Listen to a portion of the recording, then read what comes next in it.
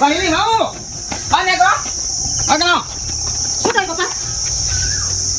શું થયું એટલે એ કે આ બધા તું હિસાબ માંગે તો હા માગ્યો તો ને. હાનો હિસાબ માંગે તો આપણે ખેતીનો કઈ ખેતીનો આપણા ખેતરમાં એ વાવતા નથી, જમીન વાવે છે આપણી, તો એ હિસાબ તો જોઈએ ને, ના જોઈએ હિસાબ?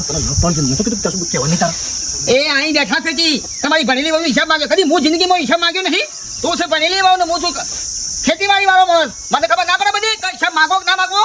આ તું જઈને ઊભી થઈ ગયો એટલે પણ પપ્પા હિસાબ માગ્યો એના શું ખોટું કામ આનો કરે? હિસાબ માંગે કે ખેતીનો, કઈ ખેતીનો આપણી ખેતી જે જમીન વાવે છે એનો હિસાબ તો જોઈએ ને, કેટલું ખાતર પાણી કેટલું ગયું છે એનો.